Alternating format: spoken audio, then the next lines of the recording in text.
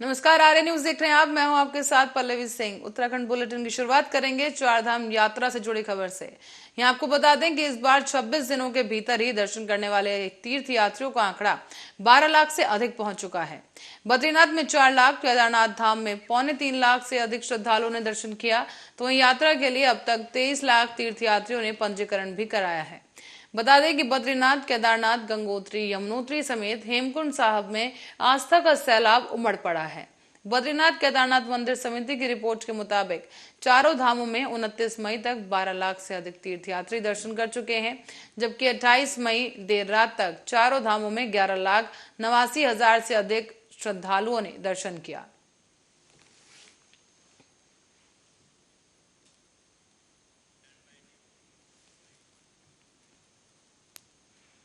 और इस बीच रुद्रप्रयाग जिले के पांडव सेरा ट्रैक पर फंसे हुए 4 ट्रैक्टर्स और उनके साथ ही लापता हुए 3 पोर्टर का सुबह सेना ने हेलीकॉप्टर की मदद से रेस्क्यू किया। सेना के हेलीकॉप्टर से ट्रैक्टर पोर्टर को गौचर हवाई पट्टी पर लाया गया, जहां पर आईटीबीपी के अस्पताल में उनका उपचार जारी है।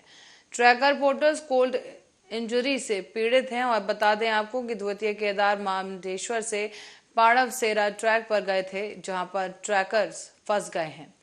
ट्रैकर्स के साथ साथ रसी गांव के 3 पोर्टर भी थे, जहां पर एसडीआरएफ की टीम का ट्रैकर से संपर्क हो गया, लेकिन खराब मौसम के कारण रविवार को ट्रैकर तक टीम पहुंच नहीं पाई थी। शनिवार की दोपहर को राज्य आपदा बचाव दल जिला नियंत्रण रुद्रप्रयाग कक्ष को सूचना मिली कि पांडव सेरा ट्रैक पर 4 ट्रैकर्स 3 पोर्टरों द्वारा ट्रेनिंग के दौरान रास्ते में भटक गए। बताया ये भी गया कि इन ट्रैकर्स की लोकेशन का पता नहीं चल पा रहा था। इनके पास खाने पीने की भी कोई सुविधा नहीं थी। इस पर एसडीआरएफ के उप महानिरीक्षक रिद्दीम अग्रवाल ने इस मामले में त्वरित कार्रवाई करते हुए ट्रैकर के रेस्क्यू के लिए नागरिक उड्डयन विभाग से चॉपर उपलब्ध कराने को कहा। साथ ही आपको बता दें कि एसडीआरएफ के सेना नायक मणिकांत मिश्रा के दिशा निर्देश के दौरान शाम को हाई ऑल्टीट्यूड रेस्क्यू दल जारी किया गया, जहां पर जरूरी उपकरणों के साथ मौके के लिए ये दल रवाना हुआ। और इसी दौरान 5 बजे शाम को चौपर अगस्त्य मुनि पहुंचा और यहां पर पांडव सेरा ट्रैक के लिए रवाना हुआ।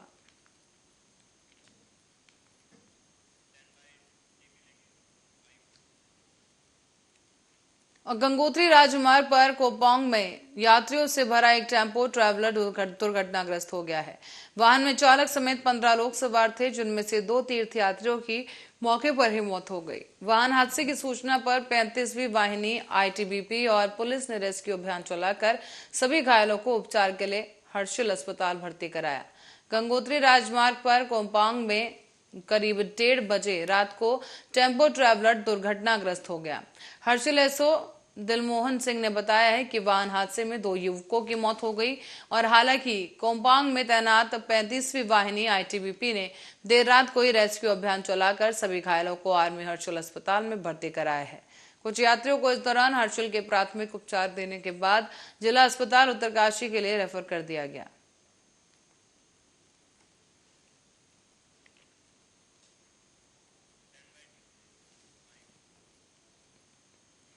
और चंपावत उपचुनाव से एक दिन पहले सीएम पुष्कर सिंह धामी पूरे जोर शोर के साथ चुनाव प्रचार की प्रक्रिया में लग गए हैं। सोमवार को भी वो समर्थकों के साथ बाइक पर डोर टू डोर प्रचार करने निकले।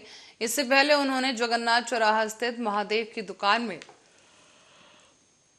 चाय की चुस्कियां ली हैं। मंगलवार को चंपावत में उपचुनाव होना है और ऐसे में अब सीएम धामी यहां लगातार जनसभाएं कर लोगों से समर्थन जुटा रहे हैं। आज चुनाव से एक ही दिन पहले वो समर्थकों के साथ प्रचार में पूरी ताकत झोंकने पहुंचे। करीब 863 साल तक चंद राजवंश की राजधानी रहा चंपावत अब फिर से उत्तराखंड की सत्ता की धुरी बन रहा है।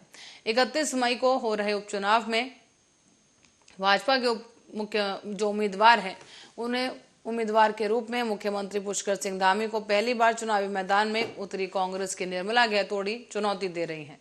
चुनाव की तमाम अनिश्चितताओं के बावजूद उपचुनाव में नतीजे को लेकर खास संशय नहीं है, लेकिन भाजपा की सारी कोशिश इससे आगे की है। उसका लक्ष्य इस चुनाव में इतिहास रचने का है।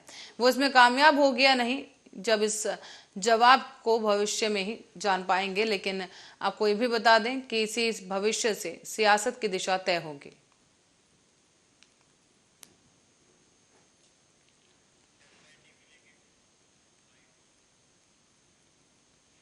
और बढ़ते हैं अगली खबर की ओर। आगामी वित्तीय वर्ष के लिए बजट की तैयारी में जुटे प्रदेश सरकार के लिए अब बजट के भरपूर उपयोग की रणनीति भी बनाई जाएगी। बजट खर्च भी सरकार के लिए एक चुनौती माना जा रहा है और बीते वर्ष में ही सरकार ने जितना बजट तय किया था उसका 62.19% ही खर्च कर पाई। पिछले साल भी पिछले 3 सालों की तुलना में खर्च की ये दर सबसे कम रही। जून महीने में सरकार वित्तीय वर्ष 2022-23 के लिए बजट लेकर आएगी। जनता को बजट बनाने के लिए सरकार जनता से सुझाव भी मांग रही है। साथ ही आपको बता दें कि वित्त विभाग के अधिकारियों के पास इस प्रश्न का उत्तर नहीं है कि वित्तीय वर्ष के दौरान बजट में जितनी धनराशि का प्रावधान किया जाता है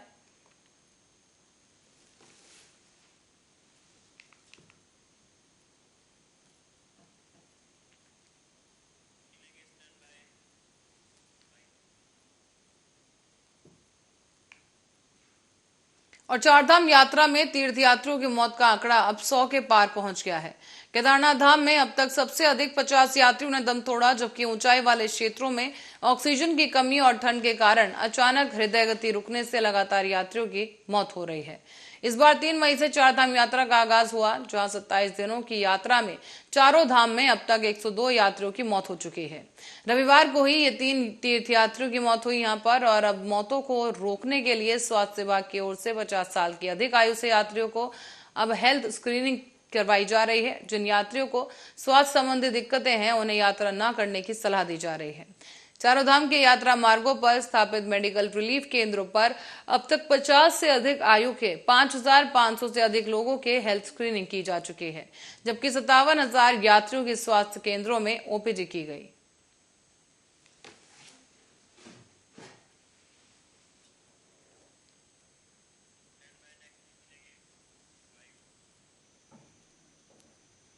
और इस बीच राज्यसभा की एक सीट पर होने वाले चुनाव के लिए अब भाजपा ने डॉक्टर कल्पना सैनी को प्रत्याशी घोषित किया है। रविवार को ही भाजपा केंद्रीय चुनाव समिति ने उनके नाम की घोषणा की। डॉक्टर कल्पना के प्रत्याशियों की दौड़ में शामिल होने से पूर्व सीएम त्रिवेंद्र और पूर्व विधायक गहतोड़ी समेत कई दिग्गजों को पछाड़ा है। रुड़की निवासी डॉक्टर कल्पना सैनी राज्य पिछड़ा वर्ग आयोग के अध्यक्ष है और प्रदेश में राज्यसभा की सीट के लिए 10 जून को चुनाव होना है।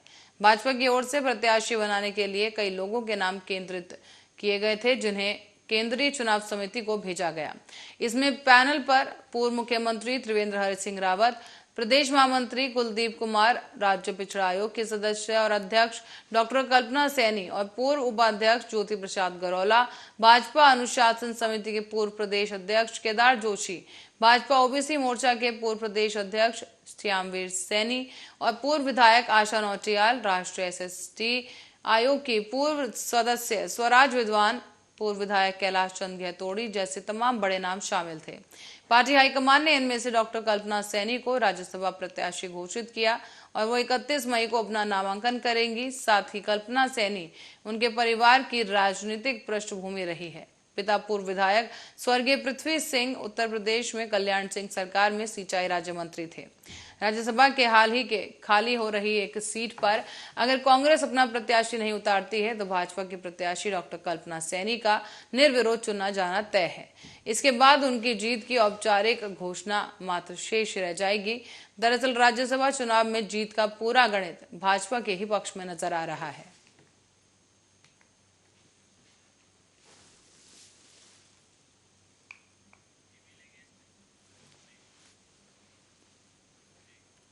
और सरकार ने अपात्र राशन कार्ड धारकों को बड़ी राहत दी है। दरअसल सरकार ने अपात्र लोगों को राशन कार्ड स्वयं सरेंडर करने के लिए 1 महीने का जो टाइम है वो और दे दिया है। और इसी की जानकारी देते हुए खाद्य सचिव कुर्वे ने बताया है कि अब तक 30 जून तक अपात्र राशन कार्ड धारक अपने स्वेच्छा से कार्ड सरेंडर करा सकते हैं। राशन कार्ड की जांच के लिए 1 जून से प्रस्तावित विभागीय जांच अभियान अब जुलाई के महीने में चलाया जाएगा।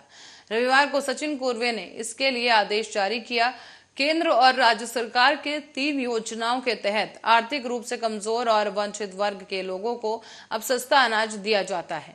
ऐसे में अंत्योदय और राष्ट्रीय खाद्य सुरक्षा योजना में वो लोग शामिल हो सकते हैं जिनकी मासिक आय 15,000 रुपए से अधिक न हो। तो वहीं राज्य में खाद्य सुरक्षा योजना और 5 लाख रुपए तक सालाना के लिए लोगों के लिए है, जहां अपात्र लोगों को राशन कार्ड होने की शिकायतें मिलने के बाद राज्य सरकार ने 5 मई से अपात्र को नापात्र को हाँ अभियान शुरू किया है।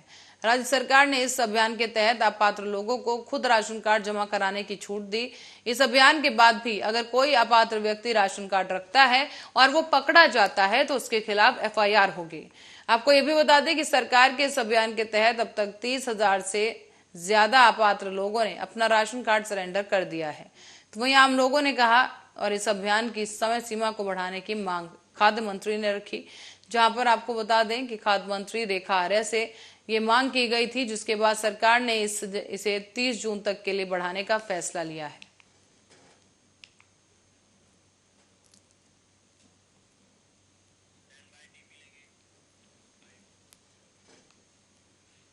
बढ़ते अगली खबर की ओर। पूर्व सीएम हरीश रावत ने कहा है कि अगर पूर्व पीएम राजीव गांधी के नाम से स्थापित स्कूलों को बंद किया गया तो विरोध किया जाएगा। रावत ने सोमवार को सोशल मीडिया के जरिए कहा था कि शिक्षा के क्षेत्र में कांग्रेस की सरकार ने तत्कालीन शिक्षा मंत्री प्रसाद थैनी को उनकी पहली राज्यसभा में शिक्षा की सुधार के निरंतर प्रयास किए और जवाहर नवोदय स्कूल, राजीव नवोदय स्कूल की तर्ज पर 2024 और 15 में राजीव गांधी अनुभव स्कूल की भी शुरुआत की गई। ये स्कूल उन क्षेत्रों में बनाए गए थे जहां पर छात्रों की कमी से स्कूल बंद रहे और पढ़ाई के इच्छुक छात्रों के सामने एक ही विकल्प रहता था, या तो वो प्राइवेट स्कूल में जाएं या फिर फीस नहीं दे सकते तो अपने घर बैठे। कांग्रेस सरकार के कार्यकाल में हुई इस बैठक के दौरान और स्कूल और इंटर स्कूल के स्तर पर शिक्षा व्यवस्था के सुधार के लिए करीब 445 मॉडल स्कूल भी विकसित किए गए। रावत ने यहां पर कहा है कि मॉडल स्कूलों का नाम भले ही सरकार बदल ले, लेकिन राजीव गांधी अनुभव स्कूल और राजीव गांधी नवोदय स्कूलों को बंद करना अस्वीकार्य है।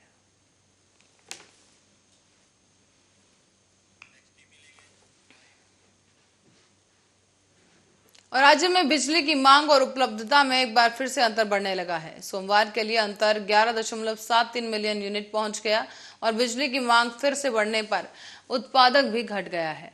दरअसल केंद्र और UJVNL से मिलने वाली बिजली कम हो गई है और इसके कारण ग्रामीण क्षेत्रों में फिर से एक बार बिजली कटौती की जा रही है।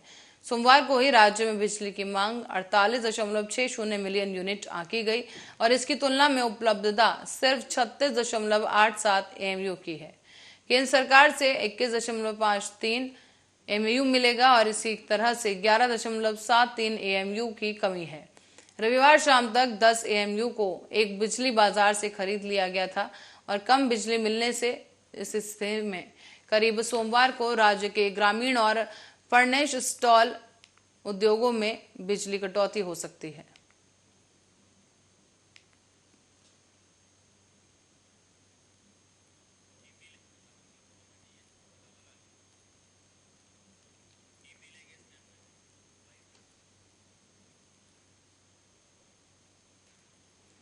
और मुख्यमंत्री पुष्कर सिंह धामी के लिए अपनी सीट छोड़ने वाले कैलाश गहतोड़ी भी सीएम के साथ लगातार प्रचार प्रसार में डटे हैं। कैलाश गहतोड़ी का दावा है कि मुख्यमंत्री चंपावत का उपचुनाव भारी अंतर से जीतेंगे। साथ ही ये भी कहना है कि चंपावत वासियों का सौभाग्य है कि यहां से मुख्यमंत्री चुनाव लड़ रहे हैं। उनकी जीत जाने के बाद इस विधानसभा क्षेत्र का बेहतर विकास हो सकेगा। साथ ही सीएम के चुनाव लड़ने से चंपावत सीट उत्तराखंड की हॉट सीट में शुमार हो गई है।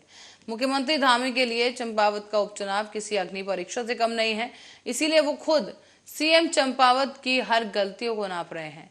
इतना ही नहीं बल्कि बीजेपी के तमाम दिग्गज पिछले 2 हफ्ते से चंपावत में डेरा जमाए हुए हैं।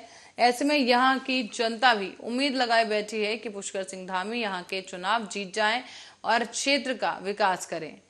साथ ही आपको बता दें कि चंपावत में खासकर ग्रामीण क्षेत्रों की बात की जाए तो शिक्षा और स्वास्थ्य के लोगों को काफी दिक्कतें आ रही हैं। लोगों को उम्मीद है कि अब सीएम जीत जाने के बाद इन समस्याओं को दूर करेंगे। सबसे बड़ी दिक्कत तो यह है कि ग्रामीण क्षेत्रों में नदिया पर पुलों का निर्माण को लेकर ये समस्या सामने आई है। जहां टनकपुर में पूर्णागिरी मार्ग पर तत्कालीन 1.5 दर्जन के करीब गांव है जिनकी आबादी 20 से 25 हजार है।